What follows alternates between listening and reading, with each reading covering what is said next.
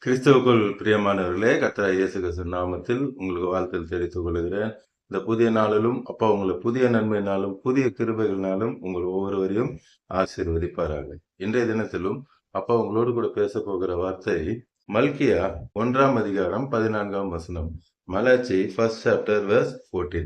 என் நாமம் ஜாதிகளுக்குள்ளே பயங்கரமா இருக்கிறது, நான் மகத்துவமான ராஜா என்று சேனைகளின் கர்த்தர் சொல்லுகிறார். இந்த காலை நேரத்துல அப்பா சொல்றாங்க, நான் மகத்துவமான ராஜா, எல்லாவற்றையும் செய்கிற தேவன்.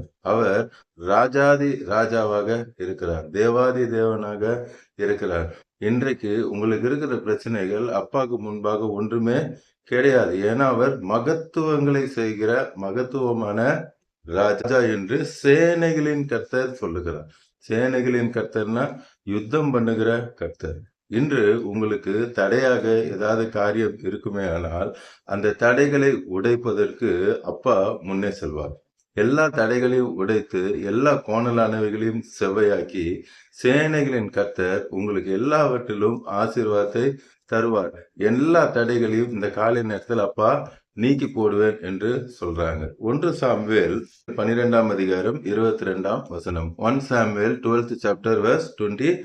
கர்த்தர் உங்களை தமக்கு ஜனமாக்கி கொள்ள பிரியமானபடியினால்.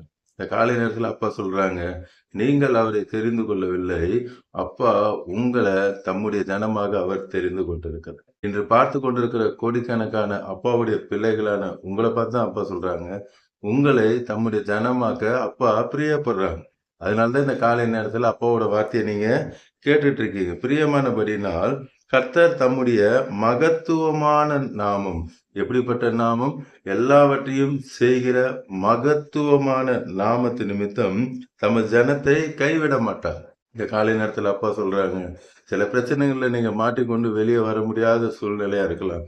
குடும்பத்துல ஒரு சமாதானம் இல்லை, என்னைக்குதான் ஒரு சமாதானம் வரும், என்னைக்குதான் ஒரு விடுவு காலம் வரும்னு சொல்லி நீங்க நினைத்து கொண்டு இருக்கலாம். வியாபாரத்துல ஒரே தடையா இருக்கும், ஸ்கூல்ல, காலேஜ்ல, ஆபீஸ்ல, எங்க போனாலும் ஒரு பிரச்சனை, ஒரு சமாதானம் இல்லை, அக்கம் பக்கத்துல ஒரு சமாதானம் இல்லை, ஊருக்குள்ள ஒரு சமாதானம் இல்லை. இப்படி அநேக காரியங்களை நீங்க வேதனையோடு கூட இன்றைய தினத்துல பார்த்து கொண்டு இருக்கலாம். நான் வெளிநாட்டுல வேலை செய்யறேன், எனக்கு இன்னும் விசா கிடைக்கல, எனக்கு இன்னும் கிரீன் கார்டு கிடைக்கல, இப்படி அநேக காரியங்களை குறித்து நீங்க இன்று பார்த்து கொண்டிருக்கலாம். அப்பா சொல்றாங்க, நான் உங்களை கைவிட மாட்டேன். உங்களுக்கு அதே தேசத்துல அற்புதத்தை செய்ய அப்பாவுக்கு வல்லமை உண்டு. மனுஷனால இது கூடாதுதான், தேவனால எல்லாம் கூடும். நிச்சயமாய் நான் உங்களுக்கு அற்புதம் செய்வேன். உங்க விசா காரியத்துல அற்புதம் செய்வேன். உங்களுக்கு பணம் வாங்கி ஏமாத்திட்டாங்களா, அவங்க மனதில் அப்பா பேசி திரும்ப தருவார். ராஜாக்களுடைய இருதயத்தை கர்த்தர் தம்முடைய சித்தத்தின்படி திருப்புகிறார் என்று அப்பாவோட வார்த்தையில சொல்லியிருக்காங்க. அது எவ்வளவு பெரிய ராஜாவா இருந்தாலும் அப்பாவுக்கு கவலை கிடையாது. மொர்தெகாய்க்காக ராஜாவோட தூக்கத்தையே கெடுத்த தேவன் உங்களுக்கு விரோதமாய் உங்களை ஏமாற்றினவர்களுடைய தூக்கத்தை கெடுக்க தேவனுக்கு வல்லமை உண்டு. அதனாலதான் சொல்றாரு, அவர் மகத்துவமான ராஜா, இவங்க சாதாரணமான ஆட்கள். உங்களை எப்படியாவது ஏதாவது ஒரு காரியத்துல மாட்டி விடணும்னு சொல்லி எத்தனைத்து கொண்டு இருக்காங்க. இந்த காலை நேரத்துல அப்பா உங்களோட நேரடியே பேசுறாங்க, யார் என்ன செய்தாலும் ஒன்றும் நடக்காது. நான் என் பிள்ளைகளை கைவிட மாட்டேன். நான் மகத்துவமான ராஜாவாக இருந்து நான் என் பிள்ளைகளை பேர் சொல்லி அழைத்தறிந்திருக்கிறேன். இன்று பார்த்து கொண்டிருக்கிற கோடிக்கணக்கான அப்பாவோட பிள்ளைகள் உங்களை பார்த்தா சொல்றாங்க, நான் உங்களை தேர்ந்தெடுத்திருக்கிறேன், நான் உங்களை கைவிட மாட்டேன்னு சொல்றாங்க. சங்கீதம் 66ஆம் அதிகாரம் 3வது வசனம். சாம் 66 chapter verse 3. தேவனை நோக்கி, உமது கிரியைகளில் எவ்வளவு பயங்கரமா இருக்கிறது. அப்பா செய்கிற கிரியைகள் பயங்கரமா இருக்கும். நீங்க நினைச்சு கூட பார்க்க முடியாது, இப்படி நடக்குமா அப்படின்னு நினைச்சு கூட நீங்க பார்க்க முடியாது.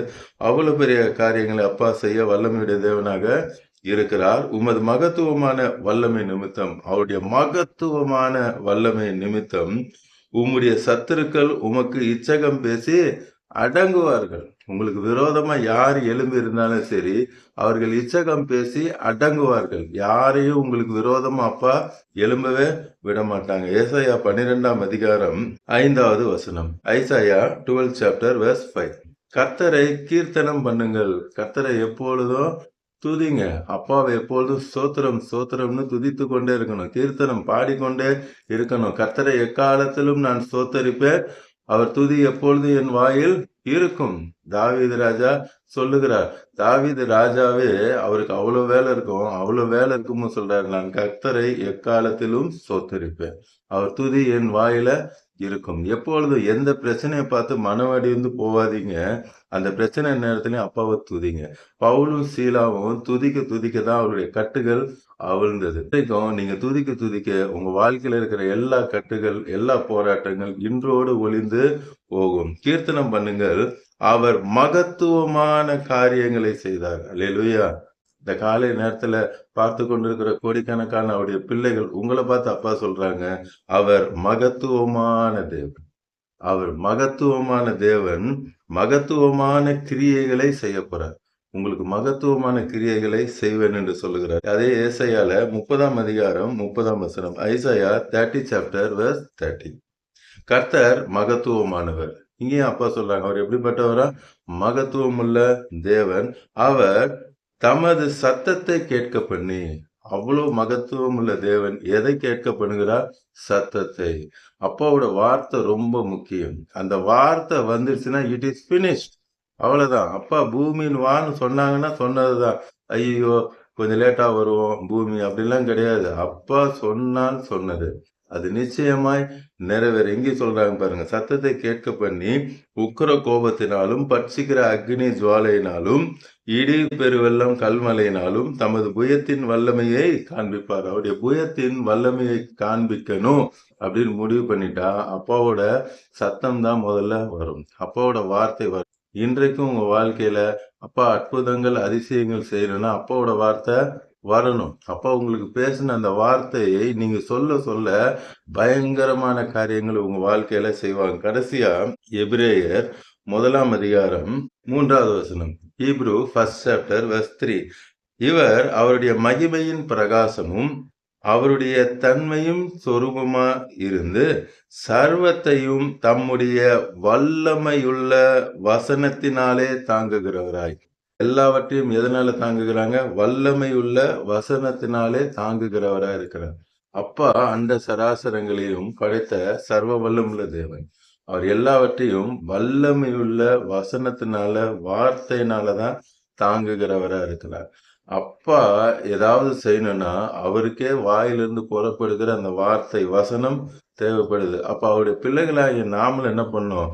அப்பாவோட வார்த்தையை சொல்லும் பொழுது அந்த வார்த்தை அற்புதத்தை உங்க வாழ்க்கையில நடத்தும். நான் அநேக ஜாதிகளுக்கு கடன் கொடுப்பேன், நானும் கடன் வாங்காதிருப்பேன். கர்த்தர் தம்ம ஜனத்திற்கு சமாதானம் தருவார். அப்பா உங்களுக்கு சமாதானம் தருவார். உலகம் கொடுக்கிற பிரகாரமா அல்ல, என்னுடைய சமாதானத்தை தருவேன் என்று சொன்ன தேவன் உங்க சமாதானத்தை எனக்கு கொடுத்ததுக்காக ஸ்தோத்திரம். வேலை செய்றீங்களா? உன் கை செய் வேலையில எல்லாம் உன் தேவனாகிய கர்த்தர் உன்னை ஆசீர்வதிப்பேன் என்று சொன்னீங்களே. என்னை ஆசீர்வதிக்கிற என் கை செய்யற வேலையெல்லாம் நீங்க ஆசீர்வதிக்கிறதுக்காக ஸ்தோத்திரம்.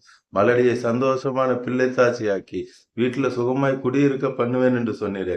என்னையும் சந்தோஷமான பிள்ளை தாட்சியாய் மாற்றி விட்டதற்காக நன்றி. சொல்லுங்க, அப்பாவை துதிக்க உங்க வாழ்க்கையில இருக்கிற எரிகோ மதில்கள் உடையும். இந்த காலை நேரத்துல அப்பா திட்டம் தெளிவுமா சொல்றாங்க, அவர் மகத்துவமான தேவன். உங்க வாழ்க்கையில இன்று மகத்துவமான காரியங்களை செய்ய போறாங்க. இன்னும் யாரெல்லாம் இயேசப்பாவை தன் சொந்த ரட்சகரா ஏற்றுக்கலையோ இன்னைக்கும் கேளுங்க, அப்பா எனக்கு நீங்க தான் வேணும், என் இருதயத்துக்குள்ள வாங்கன்னு கூப்பிட்டீங்கன்னா இன்று உங்களுடைய இருதயத்துல அவர் வருவார். ஏன்னா உங்களுக்காக தான் அப்பா கல்வாரி சிலுவையில கடைசி ரத்த வலிக்க சிந்தி மரித்து 3வது நாள் உயிரோடு எழுந்து இப்பொழுதும் உங்களோடு கூட இருக்கிறார். உண்மையாக உள்ளத்தின் ஆழத்திலிருந்து கூப்பிட்டீங்கன்னா இன்று உங்க இருதயத்துக்குள்ளும் வந்து உங்க வாழ்க்கையிலும் அப்பா மகத்துவமான காரியங்களை செய்ய போறாங்க. இப்பொழுதும் கண்களை மூடி நம்ம கல்வாரி சிலுவை நோக்கி பார்க்கலாமா? அன்பின் பரலோக தகப்பனே, இந்த காலை நேரத்துல உங்களுடைய பிள்ளைகளோடு கூட பேசுனீங்கப்பா. நான் மகத்துவமான தேவன், என் பிள்ளைகளுக்கு மகத்துவமான காரியங்களை செய்வேன் என்று பேசினதற்காக இப்பொழுதும் பார்த்து கொண்டிருக்கிற கோடிக்கணக்கான பிள்ளைகள் எல்லாருக்கும் நீர் மகத்துவமான காரியங்களை செய்ய இறங்கி இருக்கிறேன். Thank you Jesus. இப்பொழுதே அப்பா உடைய வல்லமை ஒவ்வொருவர் மேலே இறங்குகிறதற்காக, உடைய பிள்ளைகள் ஒவ்வொருவரும் இப்பொழுதே நீர் ஆசீர்வதிக்கிறதற்காக, எல்லா தடைகளை உடைக்கிறதற்காக, உடைய பிள்ளைகளுக்கு விரோதமா யாரெல்லாம் எழும்பினார்களோ நீங்க சேனைகளின் கர்த்தராய் அவர்களுக்காக, உம்முடைய பிள்ளைகளுக்காக நீர் அவளோடு கூட யுத்தம் பண்ணுகிறதுக்காக, எல்லா தடைகள் எல்லா போராட்டங்கள் இன்றோடு முடிந்து போகிறதுக்காக சொல்றேன். யாரெல்லாம் குழந்தை இல்லை என்று வேதனையோடு கூட பார்க்கிறாங்களோ, குழந்தை பாக்கியத்தை நீர் கொடுக்கிறீரப்பா. அடுத்த வருடம் உட்பவ கட்ட காலத்துல அருமையான குழந்தை பாக்கியத்தை கொடுத்து ஆசீர்வதிக்கிறேன். யாரெல்லாம் அப்பா எனக்கு ஒரு நல்ல இடம் வேணும், ஒரு வீடு வேண்டும் என்று சொல்லி அலைந்து கொண்டு இருக்கிறாங்க. நானும் இத்தனை வருஷமா அலையிறேன், ஒரு நல்ல இடம் கிடைக்கலையேன்னு சொல்லி வேதனையோடு கூட இருக்கிறாங்களோ, இப்போது நீர் அற்புதத்தை செய்கிறீரப்பா. யாரெல்லாம் வியாதியோடு கூட, எங்க பெற்றோர்கள் வியாதியா இருக்காங்க, பிள்ளைகள் வியாதியா இருக்கிறாங்க, சொந்தக்காரங்க வியாதியா இருக்கிறாங்கன்னு சொல்லி இப்பொழுது பார்த்து கொண்டிருக்கிறாங்களோ, உங்களுடைய சுகமளிக்கும் வல்லமை இறங்குகிறதற்கான பொழுதுமப்பா. நீர் சொல்லுகிறேன், திக்குவாயும் மந்த நாவும் இருக்கிறவர்களை இப்பொழுது நான் சொஸ்தமாக்குகிறேன் என்று நீர் சொல்லுகிறதுக்காக சேர்க்கிறோம். உடைய சுகமளிக்கும் வல்லமை அவர்களுடைய நாவலை இப்பொழுது இறங்குகிறதற்காக, வல்லமை அந்த நாவலை இறங்குகிறதற்காக. ஏசாயா நாவை தொட்ட தேவன், இப்பொழுதே அப்பா உடைய சுகமளிக்கும் வல்லமை நாவலை இறங்குகிறது. Thank you Jesus. யாரெல்லாம் இப்பொழுது இந்த பிரச்சனையோடு பார்த்து கொண்டு இருக்கிறீங்களோ, அவர்களுக்காக ஜெபித்து கொண்டிருக்க, அப்படி இருக்கிறாங்களேன்னு சொல்லி அவங்களுக்காக ஜெபித்து கொண்டிருக்கிறீங்களோ, இந்த நொடியே அப்பாவோட வல்லமை அவர்கள் மேல் இறங்கி கொண்டிருக்கிறது. அந்த திக்குவாய் இப்பொழுதே மாறுகிறது. உதிர போக்குனால் வேதனையோடு கூட பார்த்து கொண்டிருக்கிறாங்க. இப்பொழுதும் சுகமளிக்கும் வல்லமை இறங்குகிறது. 12 வருடம் பெரும்பாலுள்ள ஸ்திரீக்கு நீர் அற்புதத்தை செய்தீர, அதே வல்லமை இப்பொழுது இறங்கினதற்கான எல்லா மூட்டு வலி பலவீனங்கள் இப்பொழுதே உடைய தழும்பலால் சுகத்தை நீர் கட்டளையிடுகிறீர் அப்பா. பிரெயின் டியூமர்னு சொல்லிட்டாங்க, ஹார்ட் ஃபெயிலியர்னு சொல்லிட்டாங்க, கிட்னி ஃபெயிலியர்னு சொல்லிட்டாங்க. வேதனையோடு கூட பார்த்து கொண்டு இருக்கிறீங்க. ஏசப்பாவோட சுகமளிக்கும் வல்லமை இறங்குகிறதற்காக, என்னோட தழும்புகளால் இப்பொழுதே இந்த நொடியை நீர் சுகத்தை கட்டளையிடுகிறதற்காக நன்றி அப்பா. உங்களுடைய ஆவினாலே சாவுக்கு ஏதுவான சரீரமா இருந்தாலும் இப்பொழுதே உங்களுடைய வல்லமை இறங்குகிறது. மரித்தோர் உயிரோடு எழும்புகிற அந்த வல்லமை இறங்குகிறதற்காக, எல்லோருக்கும் அற்புதத்தை செய்கிறதற்காக, குருடர்கள் பார்க்கிறதற்காய், செவிடர்கள் கேட்கிறதற்காய், முடவர்கள் நடக்கிறதற்காய் நன்றி தகப்பன். வியாபாரத்தில் இருந்த எல்லா தடைகளும் உட்டை தெரிந்ததற்காக, எக்ஸாம் ரிசல்ட் வரும் என்று சொல்லி உங்களுடைய பிள்ளைகள் பார்த்து கொண்டு இருக்காங்கப்பா. நீங்க ஆண்டவரே, குதிரை இத்தனை நாளுக்கு ஆயத்தமாக்கப்படும், ஜெயமோ கர்த்தரால் வரும் என்ற வார்த்தையின்படி இப்பொழுது பெற்றோர்கள் ஜெபித்து கொண்டிருக்கிறாங்க, பிள்ளைகள் ஜெபித்து கொண்டிருக்கிறாங்க.